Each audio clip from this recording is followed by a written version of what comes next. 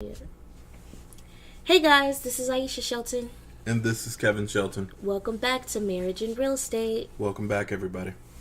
So, week 3? Week 3. Episode 3? We in this thing. And today we want to share with you all a little bit about family, Shelton fun, or what we ideally would like fun to look like, and financing these real estate deals. So, family, fun, and financing. Yep. All right. So, I guess you want to give a little background about our family. So, we're a blended family. I guess that's what you can call us. Mm-hmm. I came into the marriage with my oldest daughter. The lovely Kayla Shelton. Mm-hmm. And then together, we have the beautiful and crazy Austin Shelton, who gives us lots of fun and 2-year-old moments. Yes.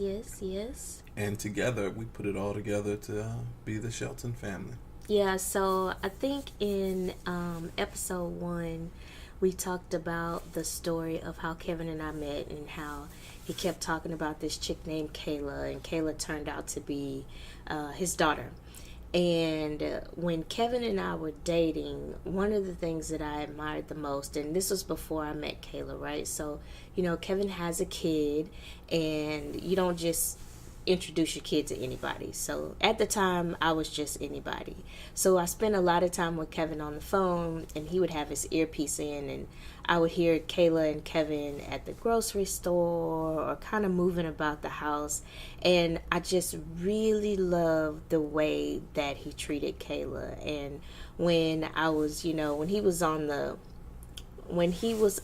the what is it called? Not the chopping block, but when I was scoping, when I was like, is this guy going to work out? His interactions with Kayla really did, make me feel like, okay, you could have kids with this guy. Like, look at how he treats his daughter. It was so sweet. It was just so sweet. And she loved him so much. And it she made doesn't me... love me anymore? No, she loves you so much. But when I was just listening to you guys and I hadn't met her yet, I saw how much she loved you, and I saw how much you loved her, and the interactions just made me think like, oh my God, I want to have a kid with this guy. And so I'm grateful that you had all this practice, so that when Austin came around, you can do it over again and do it real good like you did with Kayla. Yeah, that works. I'll take it. Yeah, I remember those moments, and Kayla was 5. Yeah. And she used to ask me all the time, who are you on the phone with? Who are you on FaceTime with? And I just tell her Jesus. I'd say, I was I'm on Jesus the for a Lord. minute. I was Jesus for a minute. She was nameless and faceless, and I think Ariana Grande said that God is a woman and Jesus and God probably are 2 different people, but the same deity or something. No? Okay. Yeah, we ain't even gonna get all, not even gonna chop all that up on the podcast. That's not what this podcast is. Nope. Okay, so and then Kevin and I in 2017, because it's 19, had Austin. Yep. Check her out. Austin Chronicles on Instagram. Yeah. For the plug, so you can be graced with all of her cuteness, and we may drop a little crazy on there every once in a while too. And we are the Sheltons, so if you hashtag we are the Sheltons, you might see a little bit of our life over the last couple of years, because that's a thing. Yeah, and we've had a blast as a blended family and kind of put it all together, so they're the little version of K&A. They are the little version of K&A. And yeah, we want to throw in... Kayla says it all the time. She wants to get t-shirts, so that works. Yeah.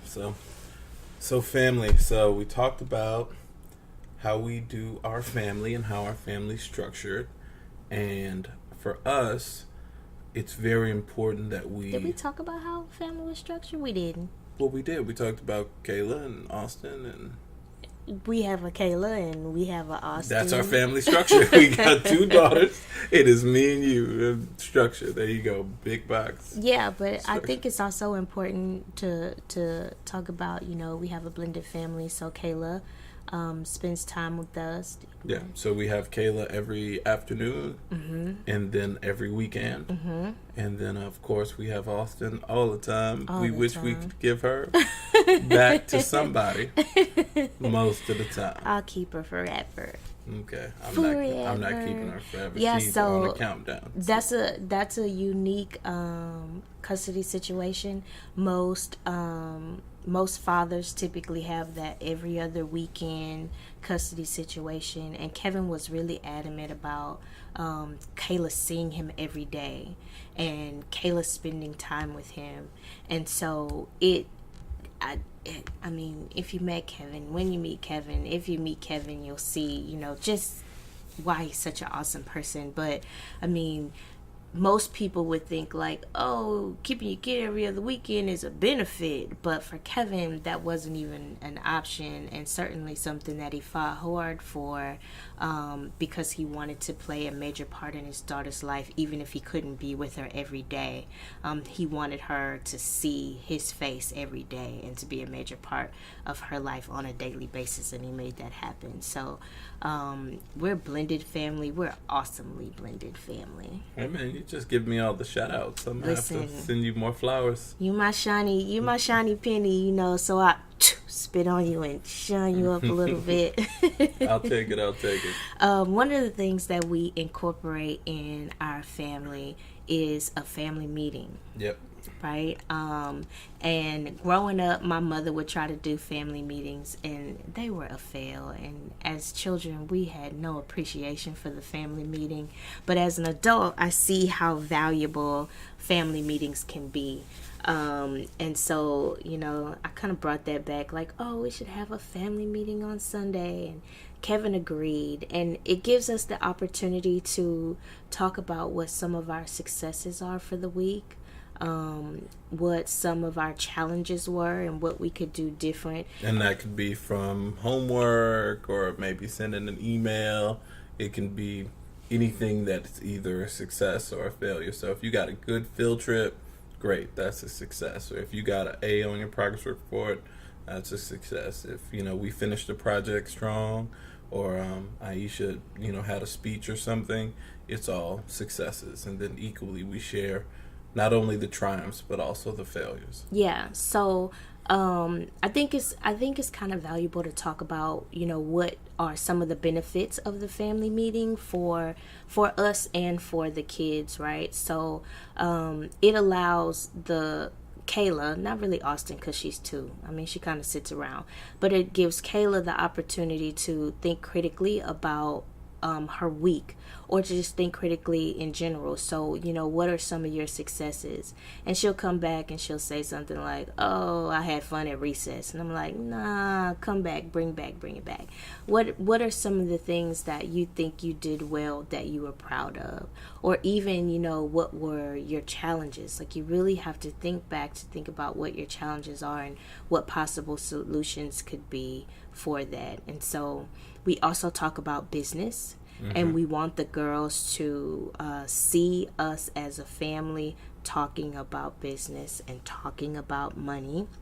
And then there's the calendar, right? And we live and die by the calendar now. I think the calendar's become the major focal point for how we organize our lives. Listen, if it's not on the calendar, it doesn't exist. So if we're having dinner with a couple, and so funny, we have a couple friend who we were talking about the calendar, and it's like, if it's not on the calendar, if it didn't make it on the calendar, it doesn't happen.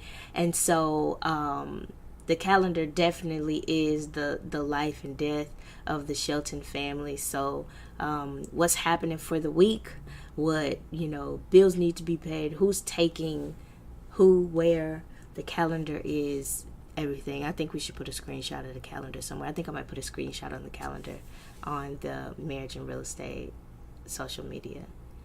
Okay. Wait, look, of a month prior to now. But that's some of the values of the family meeting. It also gives us the opportunity to commune. on a weekly basis and prepare for what the week holds, but just to be together intentionally.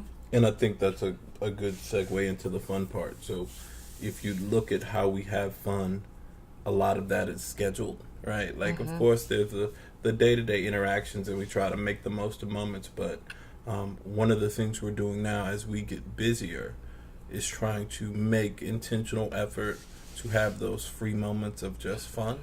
So I'm working very hard to get my schedule to a point where when I hit the house at 6, phone down, and I'm just present with the girls. Because for me, that's super crucial to be in the moment and just available to have fun with them, whether that's watching Elmo or reading a book with Kayla or going outside and they can ride their various toys. I think having those open moments where you're not consumed with your phone or business is important to build in that fun time. Yeah, and interestingly, our life is so busy that we have to schedule fun, but I think that it is a good thing, and I think that we aren't the only family that has to schedule fun, right? I think it's really easy to get caught up in life, and we don't watch much TV, right? You won't catch us, watching the latest episode of this or that.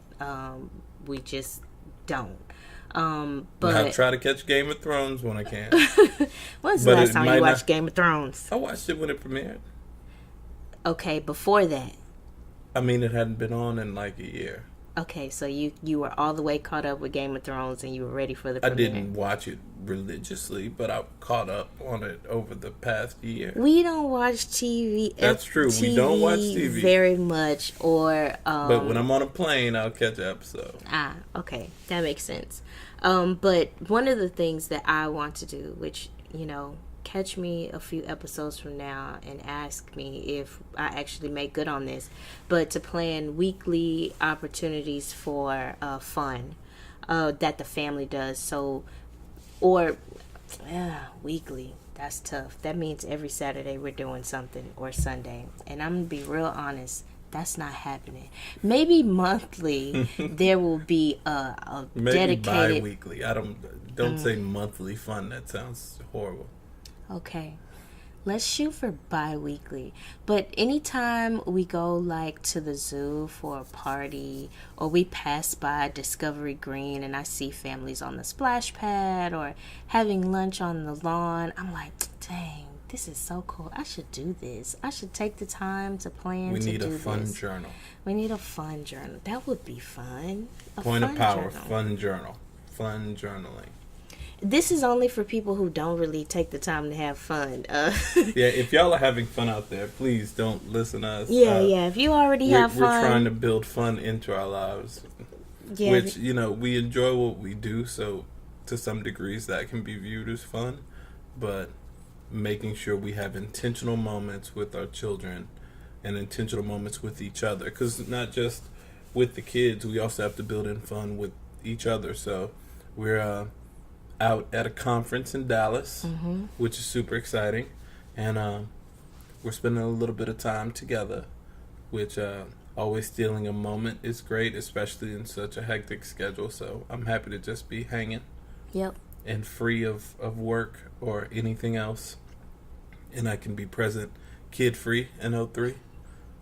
That's important too, right? So we're talking about fun and family, but there also has to be moments for us, and that's scheduled too, right? Like making sure that there is a sitter and making sure that we spend time together, because the children will grow up and they will go and live their lives, and we want to still have something between us. We still want to have a marriage left when this is all done. After the war, we want to have each other. Exactly. So, fun for the kids and fun as a family, but, the first family is you and I. Yeah, true story. So we talked about, we like to do the podcast where we talk about marriage, and marriage will entail family, and it'll entail our crazy lives, and then I think it's time to throw in the finance, which is so much fun. Well, let me put a pin in the marriage family side before we move on. Okay. We've kind of talked about where we are. Where do we want to be? Where do we see ourselves? I think part of our financial freedom journey with us leading off to being full-time in our businesses is to have more time for not only each other but also for our family. So we are where we are and we're scheduling fun, but where do you see our family in the next year as far as time and fun, and what is your vision for that? I think spending more time volunteering at the girls' school will be fun, to have the ability to be a present parent in that way. Family vacations that don't have to be big extravagant vacations, but family vacations nonetheless. And speaking of extravagance, I still would love to have a house in Honduras, my favorite place, and that would be an excellent place to take the Marriage girls. and real estate retreat. No, That would be yes. Put a pin in that for later. But that would be an excellent place to take the family. To have a place that's outside of the country that the kids are familiar with, and also have ownership of as well. And so Honduras was where we honeymooned for our wedding, and it is a place that I love to frequent because it is beautiful. yeah, no, I think we definitely enjoyed it. So, okay, I can see for my vision, what's on my vision board. I want to be present for spontaneous moments with you and the girls, as well as for extended friends and family. So, for me, one of my primary focuses and my goals for the near future is to create more open space for me to enjoy intentional time with not only my immediate family and with my wife, but also with extended family. So that's kind of where we want to be. So now we can jump into the real estate. So. Okay, the fun financing. Kevin enjoys the Financing is fun. Kevin enjoys the financing of the real estate, and so I'm certainly not saying that it's not fun. I'm being facetious. I'm not saying that it's not fun. It's kind of cool to see some of the creative ways that deals can be financed. But Kevin, I'll let you jump into financing real estate deals. Maybe tell them a little bit about some of the ways that we've funded deals, and then some of the things that we know about. Okay, so I'll kind of give a brief overview, and then we'll go into financing. So, not explaining exactly what a real estate deal is, just kind of giving a overview. Whether you're purchasing your first house or an investment property, there's a lot of different types of real estate deals, and I'll just focus on single family housing. So, let's say, for instance, you want to buy an investment property, a rental property. Well, there's 3 different options that I'm going to talk about, just main options. So you have this property, and let's say the property is $100,000. So the easiest way that you could finance this property is with a 20% to 25% down payment. So we'll focus on 20%, and let's say you go to your bank, your local bank, your Chases of the world, and say, hey, I have a secondary property I'd like to buy. I have 20% down, and I want to purchase it. Cut and dry, boom. That's the easiest way for you to purchase an investment property. Now, for us, we purchase investment properties lots of different ways. This is one of the ways that we've done it in the past. Now we focus more on a little bit more creative strategies, but to round that out, that's 20% down, secondary property, boom, that's done. Super duper easy. Second way would be you can purchase an investment property with a hard money loan. So a hard money loan allows you to get a loan based on the asset not on your personal income or credit.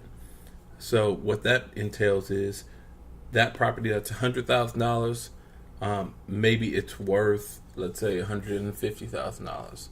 So they're gonna give you 75 to 80% of the value of that property, in order to finance the loan, and that allows you to come to the table with whatever that difference is. So, for instance, if the property's worth $150,000 and you're purchasing it for right at $100,000, what they're going to give you is, let's say, best case, they're going to give you $120,000 worth of value. So that means you could include not only the purchase, but also your closing costs and a lot of things because you have that equity in the property.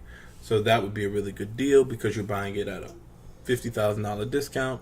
So that gives you the room to buy the property for virtually no money out of your pocket in a hard money scenario. Now, we've done this strategy as well. And this strategy works really well when you have a good real estate deal. Because a lot of times when you have a deal, and a lot of people say this, it's very easy to find the money. If you have a deal, the money will come. The third way I'd like to focus on is creative financing. So creative financing can be anything from you have the property under contract, or you're buying the property and you partner with somebody that either has the cash or somebody who has the rehab funds or something like that. Or you partner with somebody who would lend you the money to buy the property in order for you to purchase it and then refinance it at a later date. So we'll focus on the partnership strategy. So if I was buying a property and that property was worth $150,000, right? And let's say my purchase price on that property was $130,000. Well, I'm going to go to a bank or a hard money lender and say, hey, this property's worth $150,000, and they're going to give me 80%. So they're going to give me $120,000. So there's a shortfall of $10,000. I'm going to say, hey, college roommate, hey, best friend, I have this property together under contract, and I'm purchasing it for $130,000, but I'm $10,000 short. Will you partner with me and bring the $10,000 to the table, and then we can buy the property together? And that's a really good way for you to get into a property, even if you don't have all the money. And it's also a good way for you to build those relationships with people around you by letting people know what you're doing and working with people to achieve a common goal, which is purchasing real estate. Now, I'll give a word of caution. You don't want to partner with everybody. You want to make sure that whoever you partner with, you spell it out in either a partnership agreement or a joint venture agreement, and you have your attorney and CPA go over all the documents, as well as you make sure that you have a clear understanding of what everyone's role is in the deal. You don't want somebody who's just bringing $10,000 to the table to have 100% of the deal. And you don't want somebody who's bringing $10,000 to the table to have 2% of the deal. You want to make sure it's equitable and it's even based on the amount of money and time that they're bringing to the project. And that's the best way to be transparent and have a strong partnership, is to make sure everything's clear up front and everybody knows what's going on. Yeah, so let me give Cliff Notes, non-technical version. No. Just a personal story about financing. So our very first deal, we used the money from the equity from a house that I owned. So before we got together, I bought a house at 25, and I owned that house by myself. And when we got married, we used that, it became our first rental property, but we also were able to pull the equity out of that home to use for our first flip. And so if you're wondering, like, where am I going to get money from, or where do I get enough money from?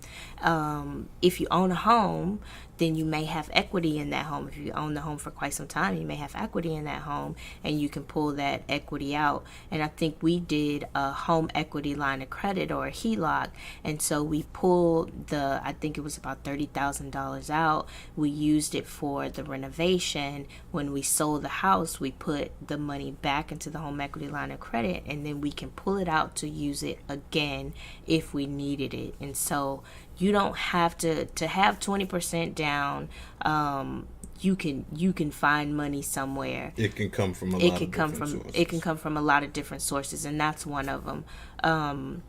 Not that I would advise this by any means, but even I've heard on some Bigger Pocket episodes where people use, their credit cards or got a personal line of credit in order to bring that money to the table. And you want to do that if you know that you have a good deal. So don't just jump into anything. I mean, make sure your numbers are really, really sweet if you're taking that kind of risk. But there is risk that comes along with it, and you want to put yourself on the line before you put anybody else on the line. So us as investors, I think that one of the things we did first was put our own money in, and it wasn't that we just had a lot of money set aside somewhere. We found money in the equity in this house to use for the deal. So everybody's situation is unique, and you may not even think about some of the ways that you can pull money out of something or somewhere, or where you can find financing from. Awesome. Yeah. So now I want to jump into the Ask Marriage and Real Estate section. Ask the Sheltons. Ask the Sheltons. We haven't decided what that looks like, but I think Ask the Sheltons sounds good. Okay. So we have one question this week. Sorry, all right. Just bumped the table. Mm-hmm. One question this week, and it is, how did you find your first flip? Ooh, how did we find our first flip? So, really cool story.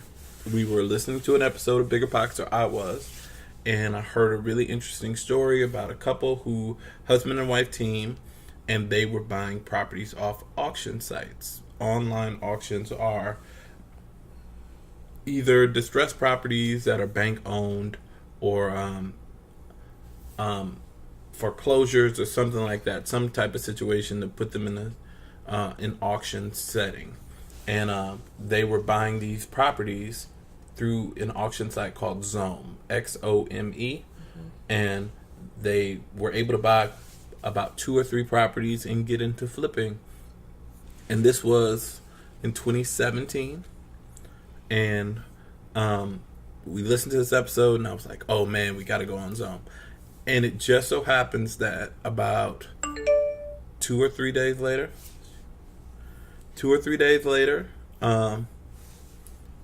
I was on Xome and found a property. Mm-hmm. I called Aisha. I said, I found one.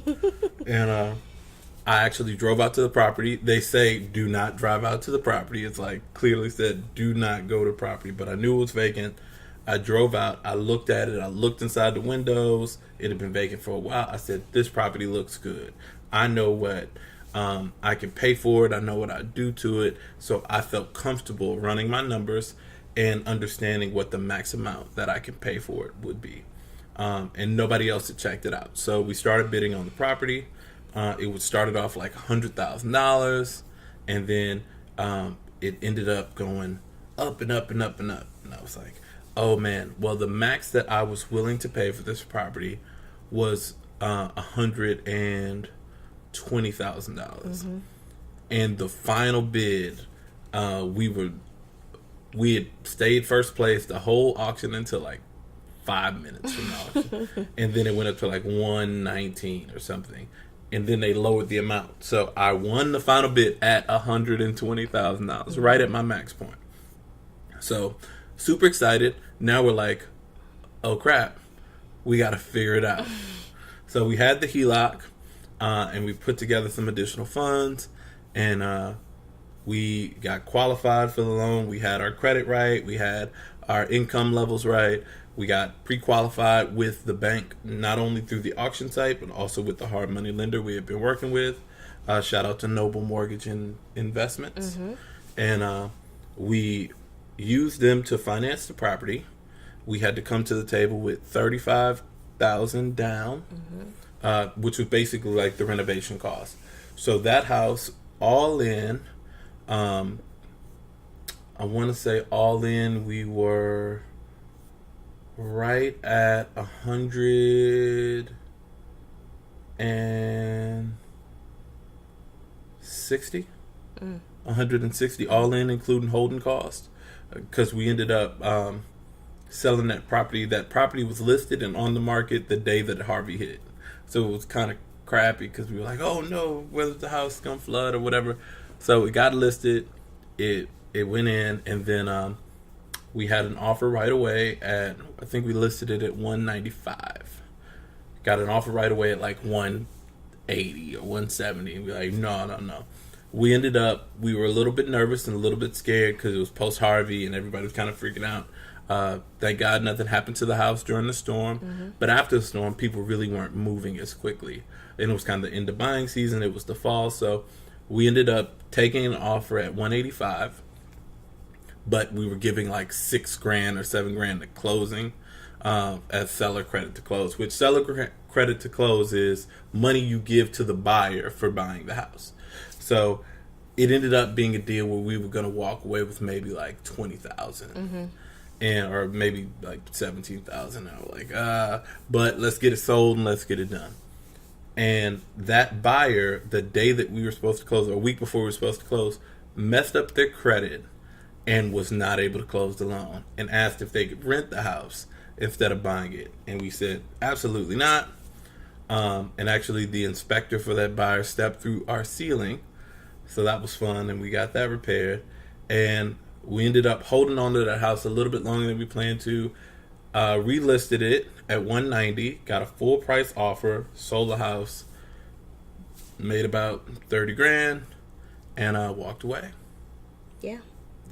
So that's the story of our first flip. The flip, that the property that popped our cherry. Singing Bird. Old Singing Bird. I used to work that house like a lot. You did. Late at night, hanging lights. Yeah, I had to be like, come home. Yeah, stop doing work. I'd land on a plane and go work at that house. Anyway, so that answers the question. So we're going to do a new section called the Marriage and Real Estate Book Bonus, where every week we'll be giving a recommendation. One is a marriage book or relationship book, and then the other is going to be a business or real estate book. So do you want to jump into... Yeah, so the first book recommendation that we have is His Needs, Her Needs, and this is a marriage book. Is it not His Needs, Her Needs? By Willard F. Harley. Thank you for that, Kevin. I don't know, I just figured people could Google, and if you Google His Needs, Her Needs, it just comes up, and so does but that's the author, and so that was a good read for us because it kind of recalibrated us to think about things from the other person's perspective. So that's our marriage book recommendation for the week. And for our business/real estate book, this is business and real estate to me because it kind of impacts our business, but I just finished a book called Digital Minimalism by Cal Newport, and this is really about the impact that social media has to us socially and how we can essentially detach ourselves from our phones so that we can focus on doing good work. So the reason I put this in the business real estate category is the more that we can focus on what we're doing and not be distracted by social media or what other people are doing, the more good work that we can produce. So this book has been really transformative just this past week, and I took Instagram and Facebook off my phone. Rah. Go ahead. I'm going to I'm getting into the practice of being a digital minimalist. So as a part of that, we'll be looking for a social media manager. Yes. So that I don't have to get back on social media. Yeah. But no. This has been our 3rd episode. Yes. We're 3 into this thing. I'm proud of us. 3 the hard way.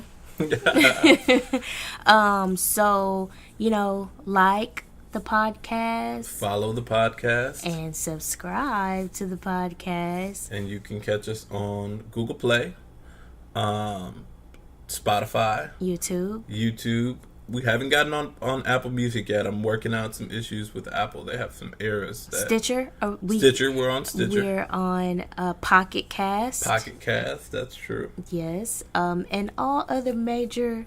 Other than Apple. Everything else but Apple. Platforms. And we're working on Apple. So if you have any recommendations on how we can make that happen, hit us up. And send all questions to M&R Podcast. MANDR podcast at knAcompanies.com for questions. MANDRAPOCADACATASTAC. Obviously. Or send us a DM on social media. That also works as well. So this has been episode 3 of Marriage and Real Estate. We out this thing. Peace.